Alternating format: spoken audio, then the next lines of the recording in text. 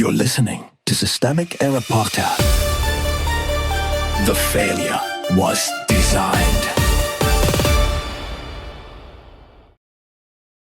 Corey Lewandowski in the crosshairs as DHS watchdog with criminal referral WSJ, based on an article by Benito L. T.A.T.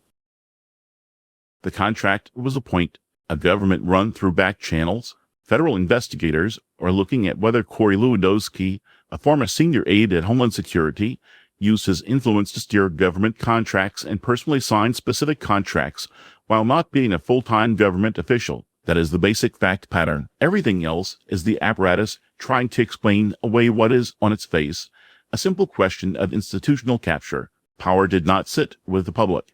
The people with real power here were not the clerks, not the observers, and not the career staff who were reportedly surprised at how involved Lewandowski was. Power sat with the political operators surrounding DHS, Lewandowski as the insider broker, Kristi Noem's orbit as the venue, and DHS leadership that allowed a non-employee to behave like one. When a person outside the formal payroll can sign contracts, the bureaucracy has already been subordinated to access politics. The bypass was the system. The article's softest language does a lot of work, may have improperly steered, is the kind of phrasing that can make deliberate abuse sound like procedural fault, but the reported facts point in a clear direction. A top aide, not a full-time official, allegedly inserted himself into contracting decisions. That is not confusion. That is a governance model built around personal loyalty, informal authority, and the erosion of accountable process. Noem, Mullen, and the chain of consent.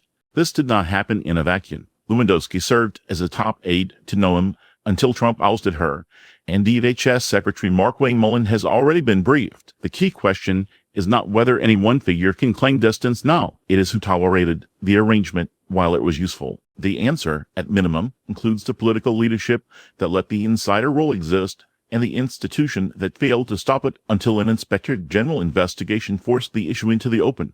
Oversight arrives after the damage.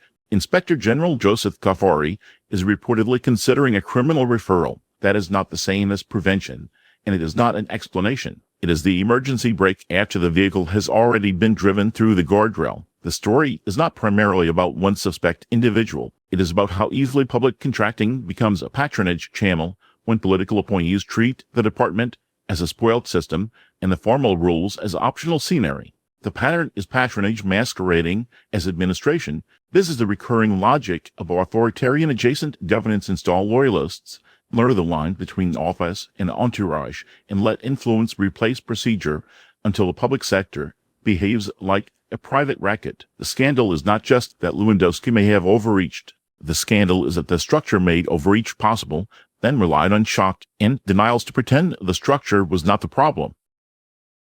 You've been listening to Systemic Error. Thanks to Raw Story for today's article, with the automated voice of Norman. Thanks for listening.